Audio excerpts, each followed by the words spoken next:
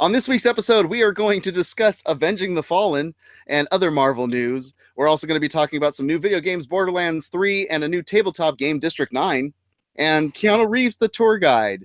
So sit back, listen, wherever you're checking this podcast out, make sure to hit the subscribe button, drop a comment and a review, and let us know how things are going on here.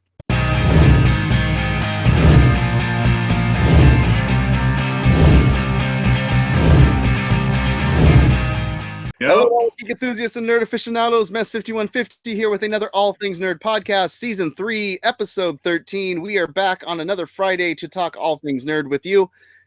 I am your host, Mess 5150. As always, joining me on the cast are people that are not always here, but it's awesome because we're growing and we're getting more people to come interact with you guys. First and foremost, the person that is pretty much always here, Icy Zorro, you're on the cast. How are you, sir? Wow. Am I close to the top of the call sheet now? Always here. That feels good. I'm good. How are you? I'm great. Do you really care? Yeah. So also joining us back on the cast.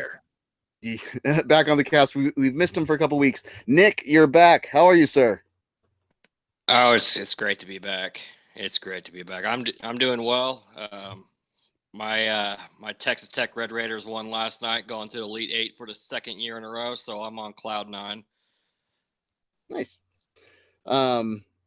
And it only took 2 years to get him back on the cast. So if you watch the very first episode of All Things Nerd, you saw this man with a very glorious beard. The beard is not as glorious, but it's still got some chin hair there. But Aaron joins us on the cast. Hello. How are you? Hello. I died for a while, but I'm better. So I got better. I got dead for tax purposes. And we have Jack Malice, our producer, in the chat room to talk with you guys. If you're watching this live on Twitch, twitch.tv/Malice Corp, 8 p.m. Pacific Standard Times. Come over, join us. And we also have a bearded master from our Smack Talk cast in there as well. Welcome, sir, into the chat. This podcast is brought to you by malice-corp.com. That is the website that houses all the podcasts that we do, not just All Things Nerd, but All for Comics and Smack Talk and Nerd Mosh Pit and Comics for All and just all different types of stuff. So definitely go check us out over there at the website. Make sure to hit on podcasts and other media to see all the podcasts. We also have Are You for Dinner joining us in the chat room. Welcome to the cast. Thanks for coming in. So, and apparently I'm working hard to learn English, according to our producer. I just did another podcast before this for an hour, so cut me some slack. All words used. Oh. Yes, all words used. So we always like to start this cast out with talking about what everybody's been geeking out on for the last week, what things they've been doing to tickle their nerdy fancy.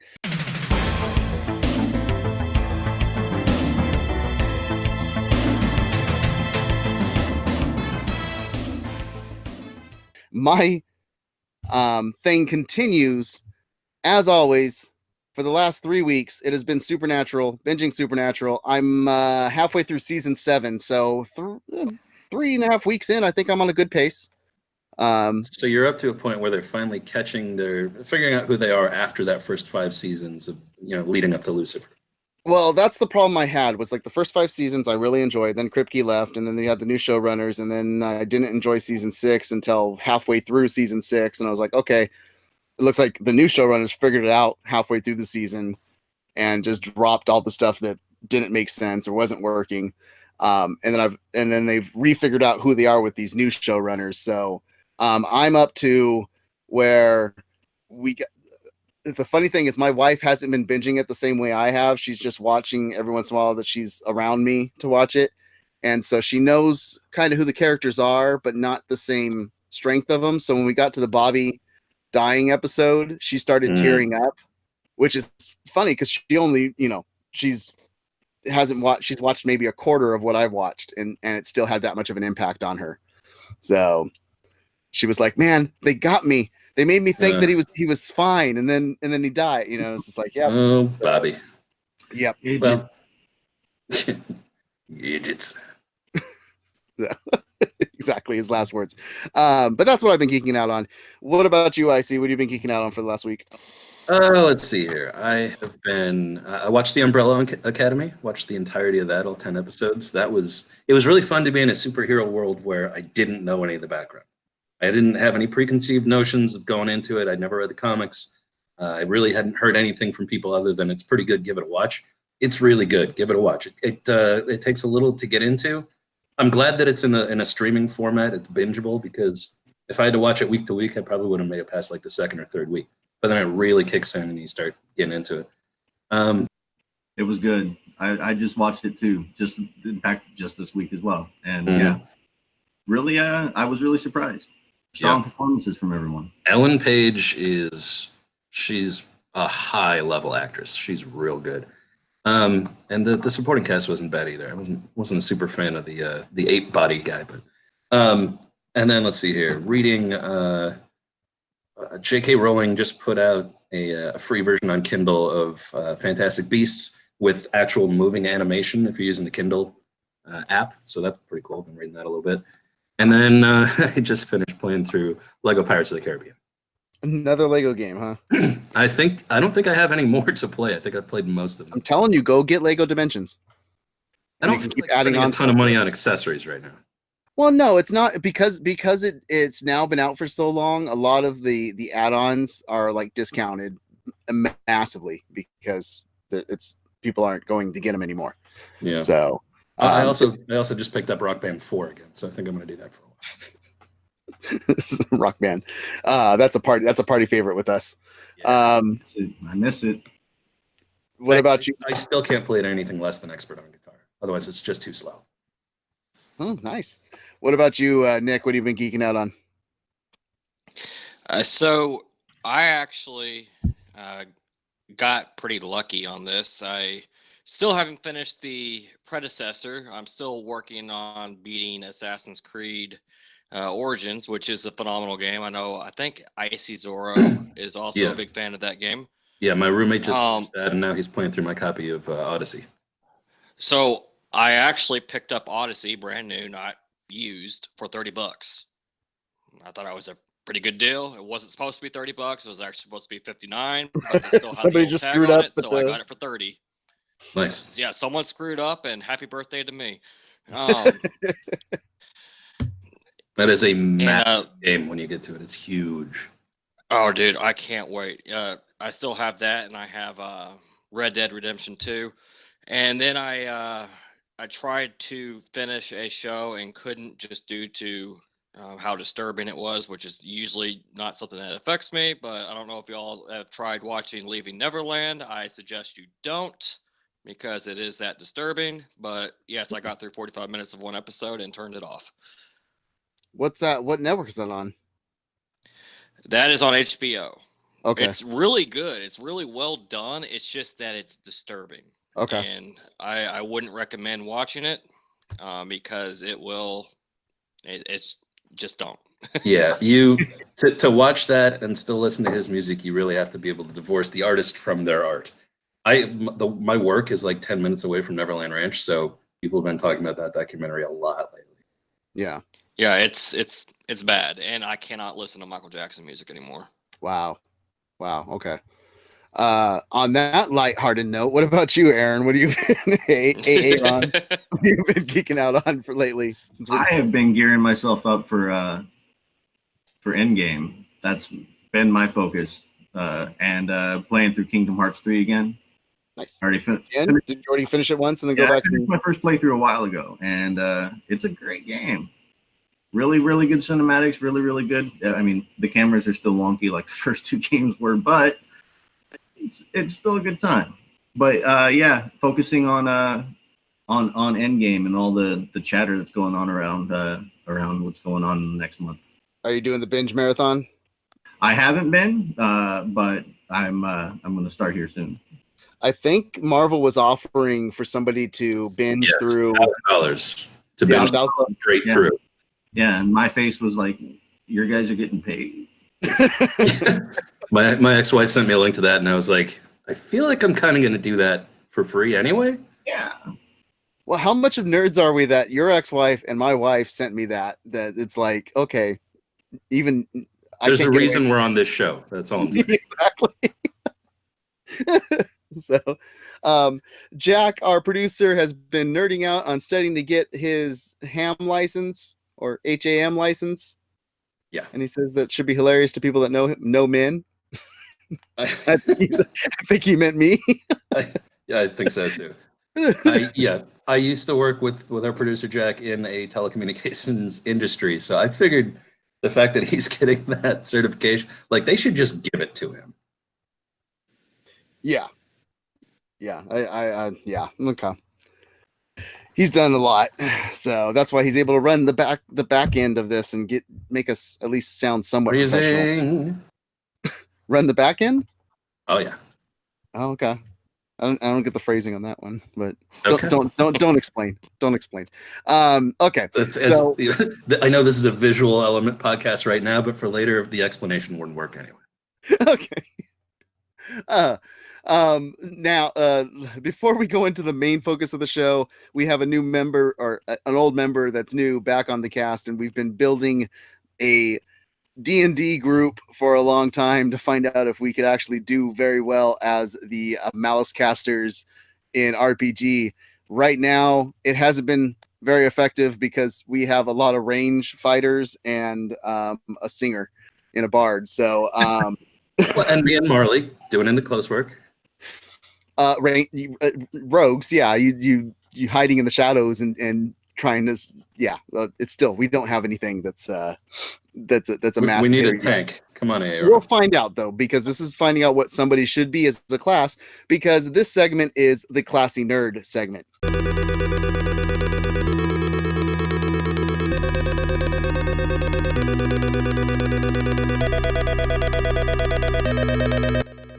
So a flowchart came out on Reddit that we've been going through to find out what class you should play in a Dungeons and Dragons game.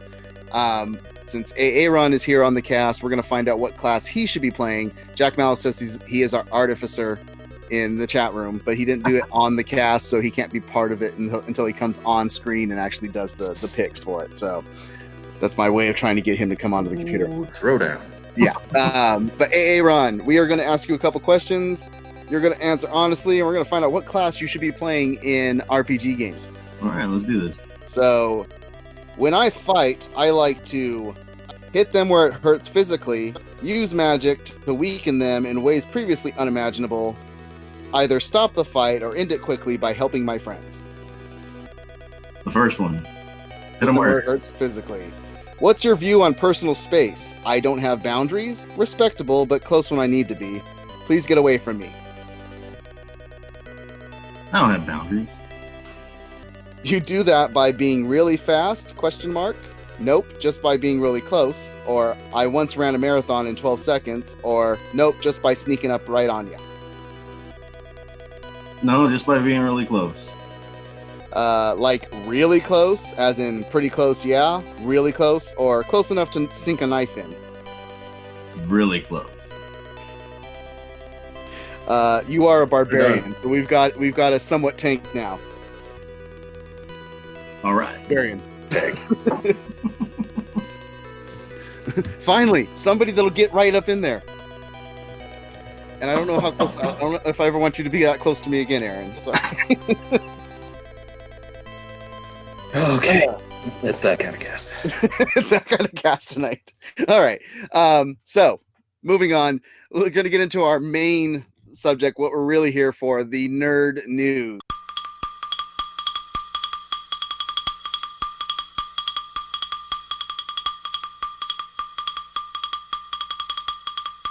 Okay, so first and foremost, as Aaron brought up, he has been really focusing on Avengers Endgame, and for Avengers Endgame, announcing that it's 1 month away, they came out with 32 character posters for Avenge the Fallen, showing us who was alive and who was dead, because not everybody they showed us on here was confirmed as to what they were. And that Shuri is dead. Yeah, that was the shocking thing with this. I'm gonna bring Valkyrie's alive though. That was okay. Yeah, so that's you guys are cutting me off on the. Sorry, I'm excited. I know you're excited. I can tell. Where did I go? Where I just- am I speaking? Yeah, this movie is going to be one of those pop culture events where when you hear it announced when it's going to be, you think to yourself, or at least I do, okay, I have to survive until at least April 26th. Exactly. Yeah. Well, and now it's till August 21st of 2020, just for Contents 3. Because we got the people that were shown. Falcon is not with us. Winter Soldier's not with us. We saw Bucky die, didn't we? Yeah, we saw Bucky die. So everybody that they showed that wasn't with us. Can't remember her name, but she has the things on her head from Guardians of the Galaxy. Mantis is no longer with us. Neither's Drax. Drax, we were shown as well that he's not with us. But they showed everything that was people that were actually fallen was in black and white, and everything that was people that weren't was in color. And here was my one main issue with this. They had to balance it out roughly half and half, right? So there's 16 that are alive, 16 that are dead. They included in the living ones Pepper Potts and Happy. Like, come on, they're not Avengers. Well, yeah, I mean, and didn't she announce that she's not doing Marvel anymore, Gwyneth Paltrow? I believe so, but I think that they're going. I think the reason that they included Gwyneth Paltrow is because there's been rumors circulating about her coming in as Rescue, and she's the one that pulls Stark back from space. So that could be the reason that they chose to include her in the first place. Okay, I could see that. The message he's making using the damaged helmet could sync up somehow with, that could be a possibility. The rumors that the theories that I've been hearing was that somehow Captain Marvel's going to find him on the way back. But there was that one too. But now that the posters came out and they included her and Happy, interesting. It's been a thing for. In fact, it was a thing before Infinity War came out that they were hoping that Rescue would be included, but we'll see. Yeah. Well, I mean, what bugs me with, like you said, showing Gwyneth Paltrow and people like, don't show, if you're going to show them, why not show Pym didn't get shown anywhere, what live or dead. We know he's not alive, but right. There was no black and white of Pym, just or the original Wasp. Yeah. But I mean, those were the two big surprises. Was Shuri was shown dead, and it was shown that Valkyrie is alive. Which, what do you guys think? I really like that actress. I think she did a kick-ass job in that role. And Tessa Thompson was amazing. Yeah, fabulous. But I'm hoping that she has a bigger role to play than she did in Ragnarok, because Ragnarok they didn't really use her in a way that was really worthy of her comic book persona. So I'm hoping that she has something really awesome to do coming up in Endgame. Yeah, I liked her interaction with Thor, but I would have liked more, a broader character. I get, that was Taika made the jokey version of that movie, and it came out great. But yeah, I want to see more stuff. Yeah. I mean, the big thing that people were like, where they got with Shuri, where they got all that I saw up in arms and stuff, where they were like, "Wait a minute, who's running Wakanda? What's which apparently a Okoye? Angela Bassett, possibly, or M'Baku. Yeah, we don't know if he died. Yeah. The vegans took over. No, he didn't die. They showed everybody turn into ash around him, but they didn't show him. They didn't show him go down. So I have a feeling that he's probably one of the strongest leaders that's still there. Yeah, him and Denai Guerrero's character. What you just said her name, Wes? I missed. Yeah, Okoye. Okay, yeah. Yeah, the vegans took over Wakanda. Well, okay, so with all these posters, I know that this is probably something you're about to get into, but people are making all the crazy memes, of other characters that Avenged. But even before we get to that, somebody went and mashed up the alive and dead ones, so you can see the live person in front of the dead person, and still got the Avenged the Fallen tag. So, for instance, here we've got Tony with Spider-Man in the back. Oh, nice. On. Then you've got Cap and Bucky, and that's Captain Marvel is of course avenging Fury, and the last one, Rocket and Groot. Of course. Yeah. I thought that was a pretty cool little mashup of those posters. That is more Photoshop than I'm willing to do to try And make if it you look want good. to go cry nerd tears, go look for somebody altered the posters. Instead of saying "Avenge the Fallen," all of the fallen people have their last words inscribed. Oh, nice. There. Yeah, so that was kind of sad. They didn't give me a Dead or Alive poster of Goose. What the hell, Feige? That's a good point. How's my Flurkin? Where's my Flurkin? Yeah. Hashtag Flurkin meets a market. I need to know if he's dead. Because if he's dead, I'll be really upset. There's that. The other one is they didn't put anybody but Spider-Man. Like nobody else from that universe was shown. But that's because maybe we've already got that trailer showing something, but they still haven't announced if that trailer is it takes place right after Endgame. Yeah. So we know who's going to be alive right after Endgame. So that's probably why. I'm so behind with the superhero movies. Marvel Universe, DC. I'm the only ones I've seen as of recent. Now is Black Panther. Yep. Now is Black Panther was the last one you saw. Yeah, it's time to sit down and do a little bit. Well, yeah, I've gotten so behind that now I'm just like it makes me super anxious because that means you haven't even seen Infinity War. No, you gotta check out Infinity War. You gotta check out Thor Ragnarok. Those are the two. Yes. And Marvel. Captain Marvel was real good. Captain Marvel. Thor Ragnarok is fun, but like I'm so behind that it makes me like super anxious because I'm just like I have so many of these. There's really only one way to fix the backstories. Yeah, there's only one way to fix that. Sit down. I know. Hit up Marvel, see if they'll pay you $1,000 to just sit through and watch everything. Mm-hmm. And I should record it while I'm watching it. 21 movies, average runtime of just right around 2 hours. So yeah, you just got to be awake 3 for days. 2 days. 48 hours. 48 hours about. Almost 2 days. Yeah, you could do that.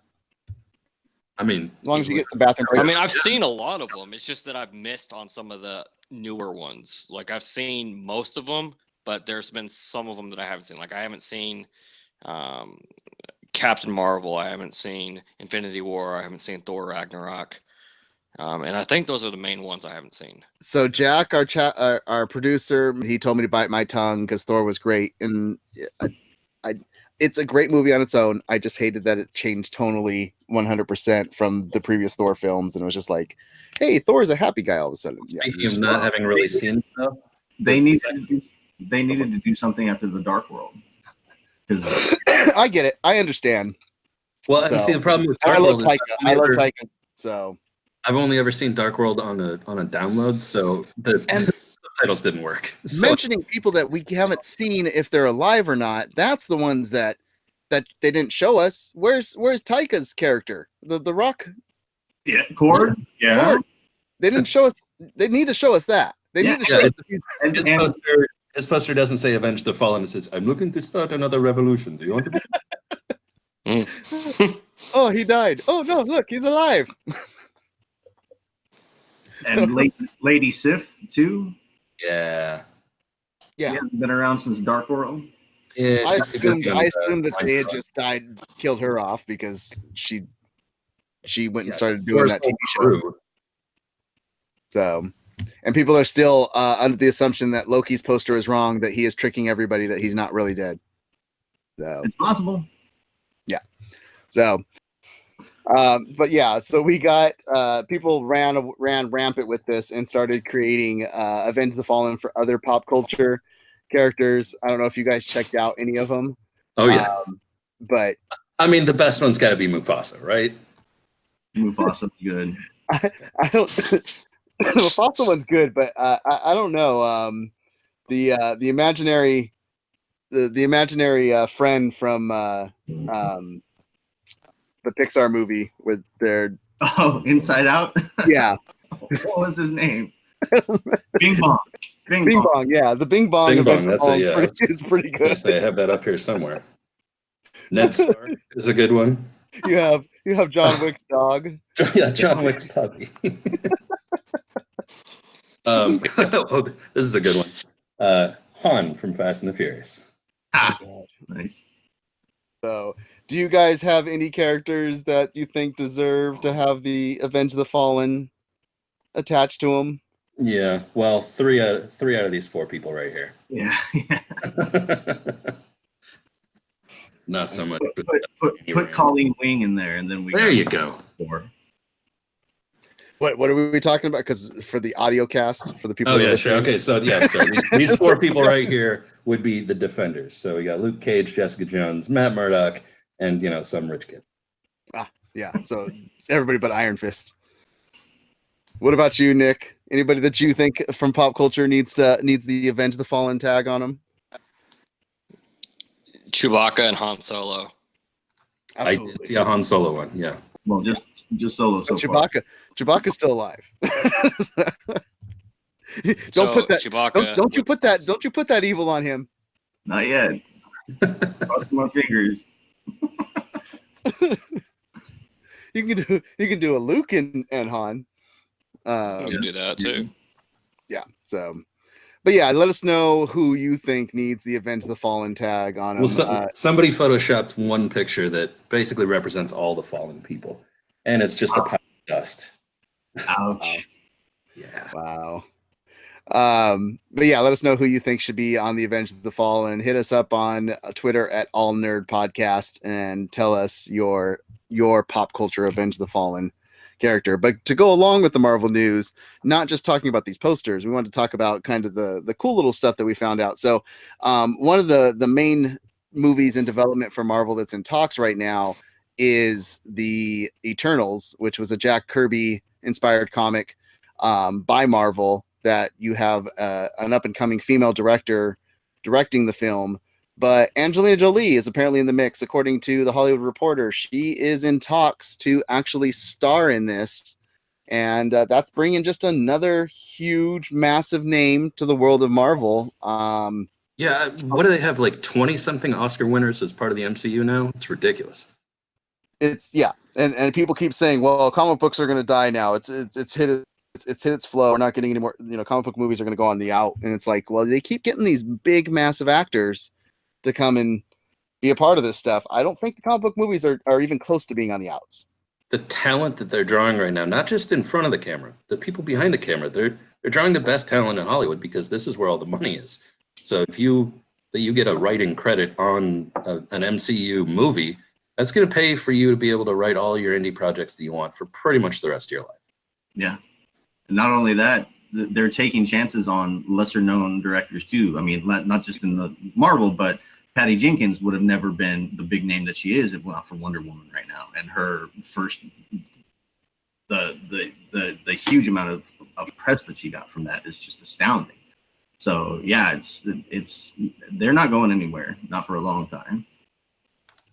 But I get what you're saying. It does feel like there's a bit of a glut of superhero-ness in the zeitgeist. Like, pretty much every new property that I'm excited about seeing is something to do with comic books. And I get how that can be a bit much for somebody or a lot of people. Not the people here, otherwise we wouldn't be on this cast. But yeah. Jack in our chat room says, can DC get some of this talent? They're working on it. They're working on it, Jack. They're trying. So, I mean, Deadpool's DC, and I sure love that. Deadpool's DC? No, he's not. Deadpool's Marvel. He's owned by Fox, Marvel. but he's Marvel. Yeah. I thought that was DC. No, Marvel. Nope. No, Deadpool's Marvel. Deadpool's an outcast from the X-Men, which is Marvel. I thought X-Men was. Never mind. Welcome to the All Things Nerd Podcast, where we know where our characters come from.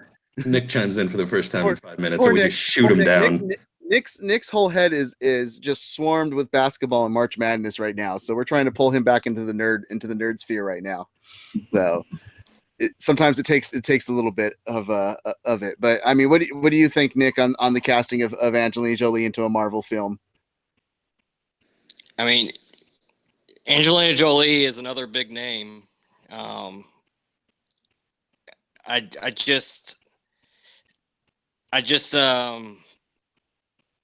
don't have a whole lot of thoughts on it because she's never done a role like this before, but a lot of these other people, I mean, they haven't done a role like well, that. it's her before, and they first crushed it. superhero. It's her first superhero film, but it's not her first comic book movie. Yeah, second comic book movie. So she cut her teeth on Wanted, and she did really well in that movie. Yeah, which was a Mark Miller property. Wanted disappointed me a little bit. I own it on DVD, but based off of the source material that it went off of, they tried to make it a lot more realistic versus what actually happened with the comic book. So I think for what they were given on the script, I think they did a fantastic job. And yeah, I think she did well on that. She's just Didn't she play Grendel in Beowulf? Yeah. Because I feel like this. I don't know a ton about the Eternals, which is the project she's in the mix for. I did some background reading on them today, and they're like, if you want to relate them to the Olympic pantheon, the Eternals are like the Olympic gods. Their parents, the Celestials, are like the Titans and all that. But like, I feel like that'd be a similar type of role that she's done before, just kind of super powerful and serene, but deadly at the same time. And we don't even know if she's going to be a main character in this. So for all we know, she could just be one of the Celestials. That didn't create, it could just be a smaller part. Just like, hey, you she could be Anthony Hopkins. Well, exactly. From what I read, the storyline that they're going with is the romance between Cersei and one of the other male Eternals. Icarus. For his name, Icarus. There you go. Yeah. So I have a feeling that if she's in talks, because you can't attract such a huge name and not give her the main role. Well, yeah, but that's what's like. So it says, while details about the movie are being kept under wraps, sources tell the Hollywood Reporter that one aspect of the story involves the love story between Icarus, a man fueled by cosmic energy, and Cersei, who relishes moving among humans. It is unclear whom Jolie will play. Between those two characters, you would assume that she would play Cersei. And Marvel had no comment on it. So, but they've done this before with Marvel. They've taken big, huge name and put them into a more smaller role. Mainly because they're looking to tentpole it and want to have these people locked on. They want the longevity. Yeah, it's not like Chris Evans and even Robert Downey Jr. She's at an age where, do you want to lock her in for 10 years on properties? Well, does she even want to be locked in for 10 years on properties? Probably not. I mean, considering the steps back that she's taken from that spotlight. I mean, because she's had 3 maybe huge films that she's done in the past 5 years, 10 years, maybe even. Yeah, but I mean, she's currently working on the sequel to Maleficent. Yeah. 2 other projects in the works currently. So, I mean, I don't know. Yeah, but she's been mostly doing independent work and directing and producing. So I don't think that she's even looking for that type of longevity in a film role. Well, yeah, she's got enough money. She doesn't need to take a project. If she love it. Oh yeah. Okay, you're so quiet over there, Nick. What's I was thinking, because I'm really thinking about Angelina Jolie and her versatility, because to me personally, it seems like Angelina Jolie is kind of like the same in all of her roles. Yeah, I get that. Jack was... brings up some points in the chat room based off what we're saying here. He said Wanda disappointed him a lot. He said she wasn't Grendel, she was Grendel's mom, because Grendel's a giant ugly monster, not a hot sexy half dragon water serpent thing. So for the sexy half dragon thing. Yeah. He says Nick is lost in basketball scores and stats. I am actually free of any devices right now. Except the one in front of you to talk on. No, that's true. That's true. This cast. Oh. Yeah, I don't know. I can agree with that. Angelina Jolie generally plays somebody that's sexy and kind of dangerous and intimidating, and yeah, it's her the same in almost everything she's in. But like you said, the story does evolve around like gods and stuff like that. I could see them putting it is in her wheelhouse to put her into that like kind of that god character. She's played that style of character before. Yeah. She's never going to get cast as the girl next door. That's all I'm saying. No, oh god, no. The only thing I've seen her play something a little bit different was there's actually 2 movies. I can't remember what the other one is, but the one I'm thinking of is The Bone Collector with Denzel Washington. Yeah. That's the only movie to where she's actually it's different than what she's normally done. Yeah, because I'm trying to think even old stuff like Gia, nope, sexy, kind of scary. Girl Interrupted, sexy, kind of scary. Yeah. Girl Interrupted, crazy, scary, but still Yeah. sexy. Cool. Yeah, so let us know what your guys' thoughts are on that. Let's get into the talking about the game news. They got another Borderlands game coming out. Have you guys played either one or two? Oh yes. I played one back in the day. I never played two. Okay, you missed I out. played one back in the day as well. You Both guys fun. need to go and play Borderlands 2. Yeah. Get Tiny Tina's Assault on Dragon Keep. I remember when that came out and hearing about the voice acting that was in that. It seemed like a lot of real good talent. It's excellent. It's excellent. It's a D&D game inside of a video game. It's meta and it's crazy and it's fun. Well, this Thursday they showed the first footage of the game, and I love this. The game is going to feature more than 1 billion guns. More than 1 billion guns. More than 1 billion guns. This is not a game for somebody that has anxiety when there's too many choices. No, and I'm sure it's a lot of customizations that make up the billion, but some of which can walk. So you'll have guns walking next to you for you if you know alternate weapon. So I love that, but they didn't mention when the game would be coming out. This was just a teaser trailer that they gave us. It was a really fun teaser trailer showing us environments in the new game, showing us some of the villains, showing us some of the action gameplay with the first person gun shooting. But this is something we need in a world where our first person games, Borderlands is just a fun game, and the storylines are really good as well. So I've been looking for a good first person shooter story game for a while again, and I'm kind of happy that we're getting this, because this was a surprise. Nobody knew it was coming. Yeah, and it's really a breath of fresh air too, because most of the first person shooters that are coming out these days they take themselves so very seriously. And Borderlands is full of jokes. Borderlands is full of not the relaxed environment, as opposed to I blame Naughty Dog and The Last of Us. It was because it took itself super seriously, but it was so well done that everybody was like, "We can do that, right?" Well, I mean, talking on the point of taking itself seriously, so they released a little teaser trailer first before they released the big trailer, and the teaser trailer had Easter eggs galore in it. You had stuff from past and upcoming games. You had characters that were included from the past, but the funniest thing was there was even a Morse code message in it that translated to "Don't forget to drink your Ovaltine." Did you need Nice. a decoder ring for it? Or? No, it's nice when you get literally a 30-second teaser, and there's so much packed in there that it's worth watching for 40 minutes, because you're trying to pick apart every little, and that's what Borderlands does, is it's just having fun with everything. Even the Telltale game that they had for Borderlands was the same type of situation where it was just having fun. The huge thing with Borderlands, two great things with it. One is the comedy in it, in terms of your claptraps.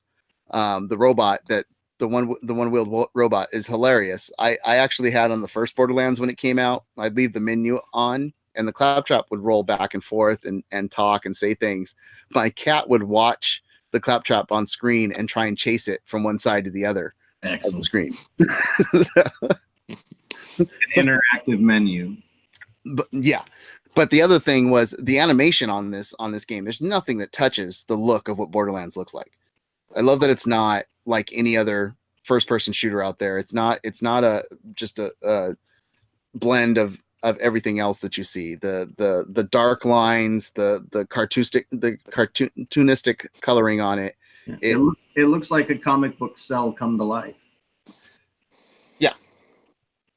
But why don't you guys play the other two?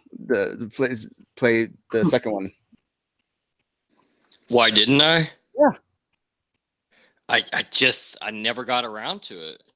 That's exactly. I just got busy with other things, got hooked on other games, and just never got to it. I think that was coming out right around the time I went to Afghanistan for a year and a half, so I probably could have used it, but I didn't. Yeah. It would have done good over there. Well, here you go. So with this announcement of the trailer for the 3, 1, you got the game coming out. 2, they have a card game coming out as well that takes place in the Borderlands universe called Tiny Tina's Robot Tea Party. And it's the first tea party of its kind. So that might be interesting. And afterwards you say, my, what a lovely But the big thing is the studio also announced a remastered and improved version of the original Borderlands coming to PC for free and to consoles. And that all the DLC to date for Borderlands 2 was going to the VR version of the game for free. And an HD upgrade coming to the second game as well. So so good chance to go out and get the second one because you've got an update coming to it. Can we get Square to do that now with Final Fantasy VII? Yeah, God, I don't know when.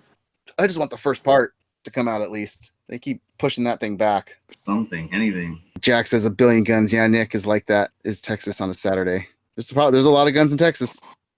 Yep. Lots.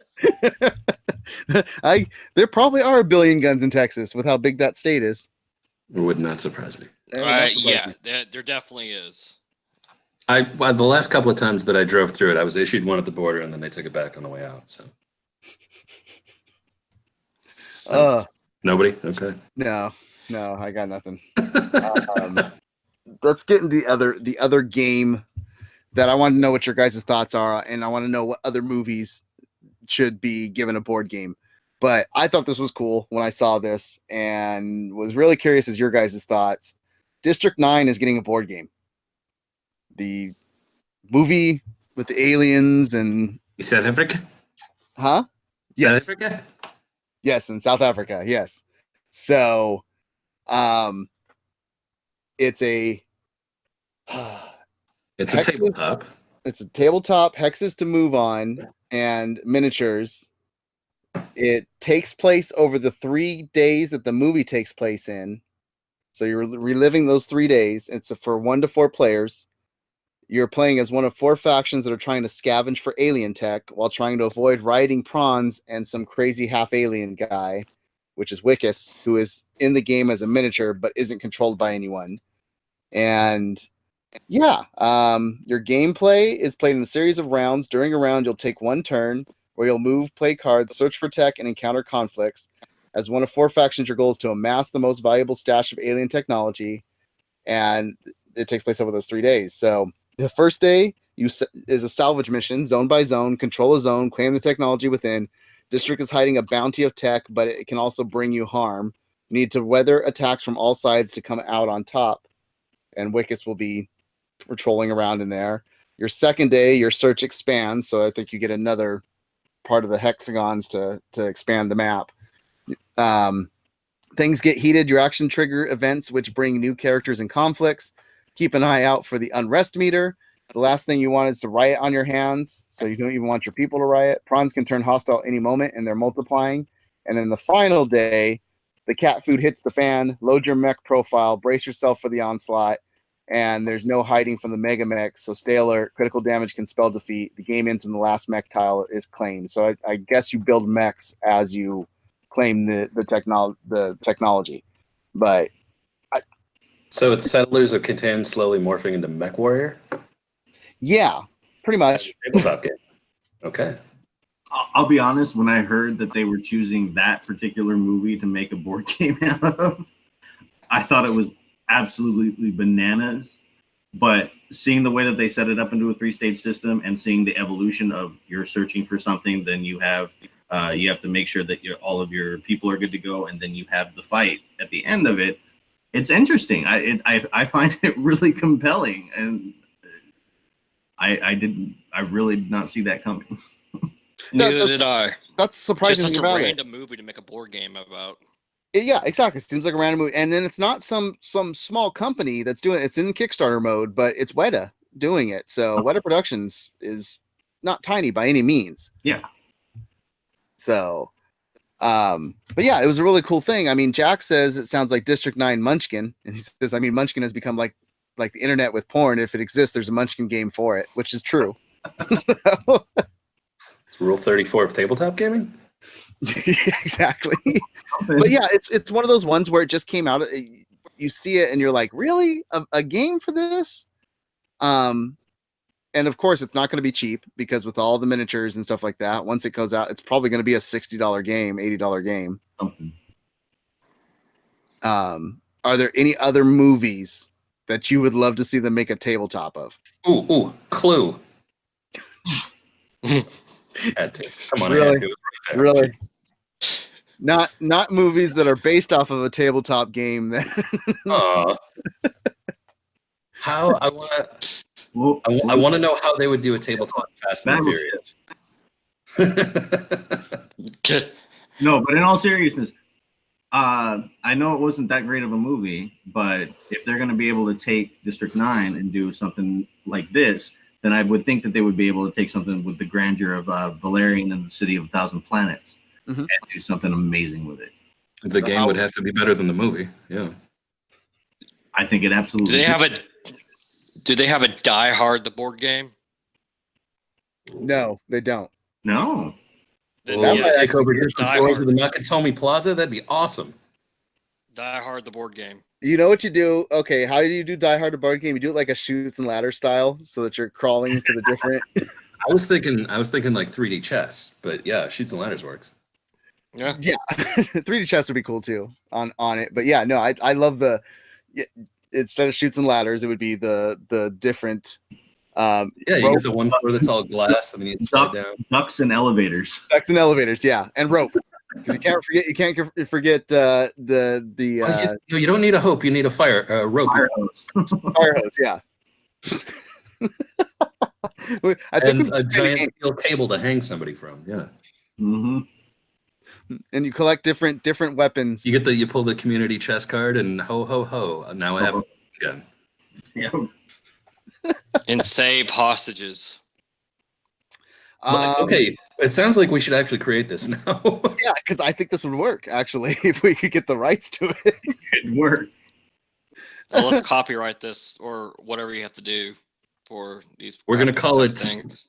We're gonna call it Demise Strongly. I lost my vocab there for a minute. Live easily. Just reverse it. Live easily. I think that's called Candyland. What did they called in Germany? It was I forget the German words, but it directly translated to die very slowly. So you can use that. Well, because they had to change the name because die is just the in German. It's D hard. That doesn't make sense. The Hard. The Hard. Yeah. That's a whole nother movie. Different board game too. Yeah. Yeah. I like that idea for the Die Hard one. Though. Yeah. Like I was saying, I think I want to figure out how we would do a Fast and the Furious board game. I think that'd be rad. Yeah. It'd have to be card based. That'd be so difficult. Yeah, you'd have to collect different cars and different fighting moves and stuff. That'd be interesting, I think. But what are we talking? Are we talking beginning the early Fast and the Furious, or are we talking heist film Fast and the Furious at the end? Yeah, it'd have to be a progression. I think the first movie can work a little bit smoother, but having something as a heist game, that could still be fun. Yeah. Build your car up to get the girl. Build your car up, add characters to your crew, steal other stuff. Yeah, that could be fun. Yeah, so let us know what movies you think need to be made into a board game and how you would achieve that. Or let IC Zorro know how to do a Fast and the Furious card game so that we can go get a Kickstarter and get it made.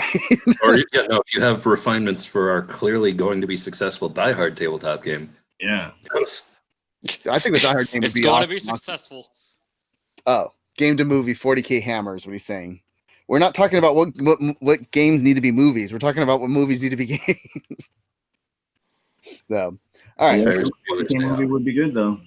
So last bit on the news, not so much new news, but it's somebody's got to talk about it. the cool thing that came out was Keanu Reeves got stranded with other passengers because their plane wasn't working, and talked the passengers into renting a van. And while renting the van, took a trip through Bakersfield, and he proceeded to be their tour guide, giving them interesting tips about Bakersfield and history of Bakersfield on their way to their destination, which just sounds like an awesome trip. I mean, not something you hear every day. It scared me. One of the tweets that I saw was something along the lines of like, when your plane almost crashes, but then you realize Keanu Reeves is having just as bad a day as you. Like, almost crashes? No, we need Bill and Ted 3. Yeah. But I mean, what you guys think when you saw this? One is I never got to see what kind of plane were they on, and why was Keanu Reeves on like a passenger plane with other people? I mean, I know he's a very modest guy, but I also know that he's private. Like, I just didn't think that he would be. I know he takes public transportation, right? Mm-hmm. Like the subway. Hence the sad Keanu meme. Yeah. Yeah. But I just didn't think that if he rode a plane, I was thinking that he would be more private. I don't know. Well, it sounded like they were going from LA to San Francisco, so and they only rented a bus for all the people. So I'm thinking this was like a smaller plane. Yeah, they were going reverse it. They were going San Francisco to Los Angeles, and they had to get rerouted to Bakersfield because of a mechanical issue. So rather than sit there and wait for a new plane, he basically just told the passengers, like, you know, come on, y'all. Our baggage will arrive later. It's cool. Let's just rent a van, you know.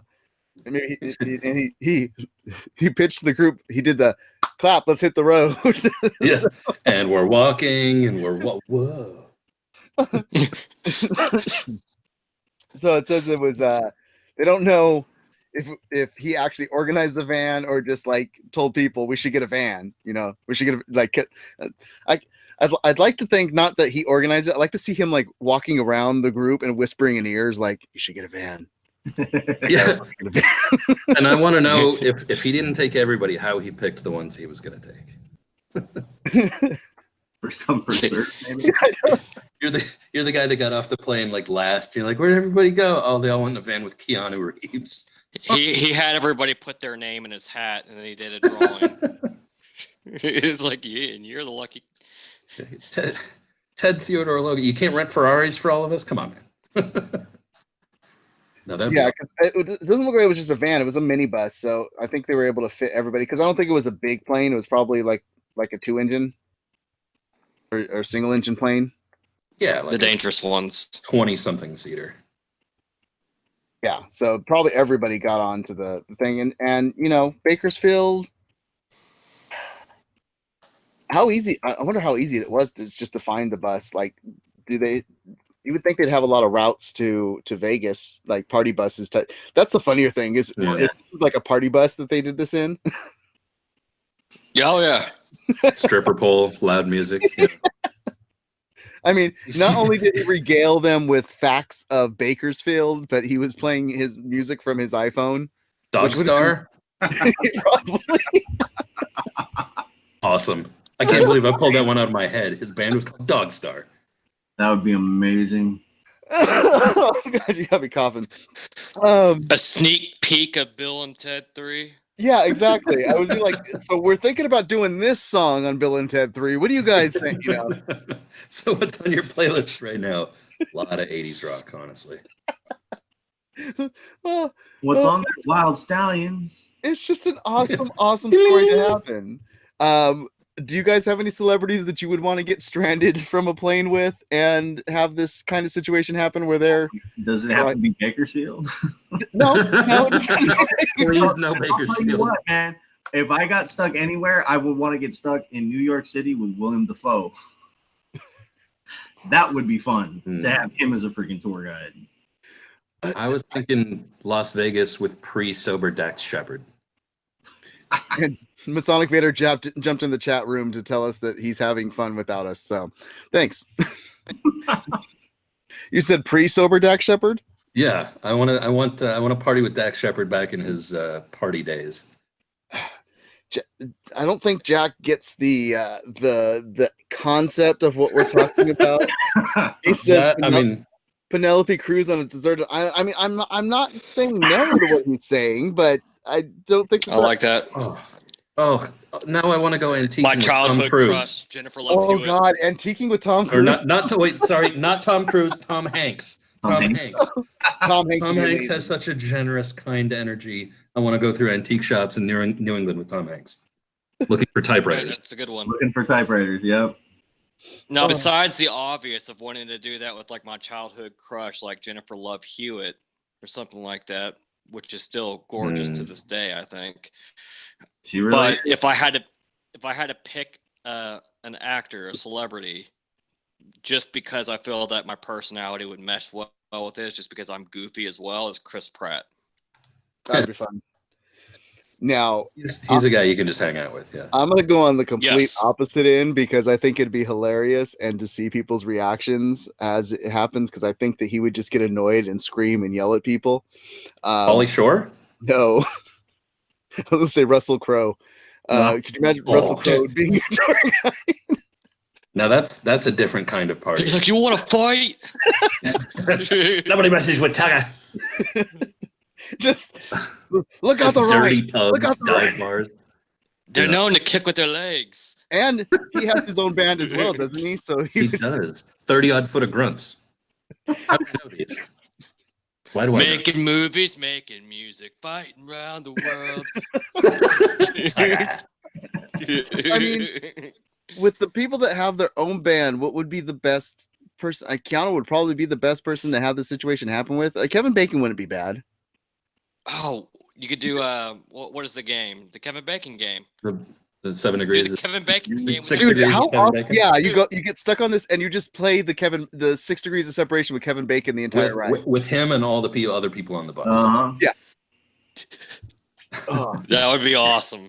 I don't think anything could top that. Playing the Kevin Bacon game with Kevin Bacon. That would be awesome. I can't believe nobody on a talk show has done that yet. Haven't they? You gotta wonder if maybe he has it in writing. You gotta wonder if maybe he has it in writing to not. That's not one thing that he wants to do. Possibly. Just because it seems like the easy joke. Yeah. I was going to avoid picking hot girl tour celebrities, but then Nick went ahead and brought up Jennifer Love Hewitt. I think I got gorgeous. I think I gotta go shopping with Alicia Silverstone. I don't want to buy anything. Ooh, that would be awesome. Good choice. Good choice. I just want to walk around the mall with her, and it's got to be a little in real life, a little weird. She recently did lip sync battle on Jimmy Fallon in the original yellow mini skirt plaid outfit. Yeah, that was amazing. Exactly the same. No, I would do the mall thing with her only if she dressed up like her character from Clueless. Yeah, that's what he said. The yellow mini skirt. Yeah, I second that notion. I think it's awesome. And of course, that leads me to Turk and JD from Scrubs. I think just hanging out with them at a Chili's would be fun. I think anywhere with those Donald Faison and Zach Braff would just be fantastic. Yeah. Those two, I think it doesn't matter where you go. But I would want to have the guy that plays Perry there as well. What's his name? Michael C. Cox or something like that. You don't want you don't want the Todd? Todd. Self high five. Something bad is happening. Oh. You got anything else? Maybe even Jan Etor. Hey, Aaron, you got any other that would be fun to hang out with? Man. I can think of 1,000 people that'd be fun, but no one that I really want to. Aaron's gonna be the guy that when Keanu's sitting there going like, let's do this, let's get this, he's gonna be the one standing off in the corner going, I don't want to hang out with you. No. I'm just gonna sit in the corner over here and smoke. It's like, leave me alone, I'm trying to watch Speed. Okay. All right, that's our cast for tonight. So with that, what we do here is we sign off, let you know where you can follow us if you guys want to interact with us outside of this podcast. And if we have a hashtag of the week just to talk with us about things, we will reveal that here as well to interact with. Nick, I'm going to let you go first. Where can people follow you? And if you have a hashtag of the week, let people know. If not, cool. You can follow me at Raider0314 on Twitter and on PlayStation Network. I guess I don't have a hashtag that I can think of because I have not been nerding out so much this past week just due to March Madness. What about you, Aaron? Where can people follow you? And if you have a hashtag to interact with people on social media? I am at DOS Newport Kid on Twitter and also on Xbox Live and PlayStation Network. And my hashtag is Save Goose. Seriously, if they kill that cat, man, I'm gonna be so mad. I see. I'm a Flurkiness. You can find me at ICZorro on Twitter, Instagram, PlayStation Network. I'm going to go with hashtag read this book. I am dangerously low on reading material and I need suggestions. So tweet at me. What's a lot of the stuff that you're going to tweet me, I've probably already read just in the sci-fi fantasy realm, but tweet it at me anyway, and I guarantee I'll find something new in there that I can read. Nice. And you can follow me and this well, you can follow us everything having to do with this at Malice Corp on Twitter or on Malice_Corp on Instagram. Follow the website malice-corp.com. Come check us out. Come check out all the other podcasts that we have there. Look us up on YouTube, Stitcher, iTunes, anywhere that you listen to podcasts. Make sure to hit the subscribe button and leave us a review letting us know how we're doing here. Along with that, if you want to follow me, you could follow me on Twitter at Mest_MaliceCorp or on Instagram at Mest5150. And my hashtag of the week is just to bring awareness to something going on for YouTubers, and that is hashtag Save the Internet. Look into Article 13, see what that is. They're really, the law came out that's hurting small YouTubers, and a lot of people aren't aware of what that law is. But especially if you are in the EU, you have the ability to vote and get this turned around. So yeah, hashtag Save the Internet, and let's get everybody getting the same rights. So with that, thank you so much for joining us tonight, and you guys keep nerding on, and we will see you next Friday. Later. Oh. Carry on.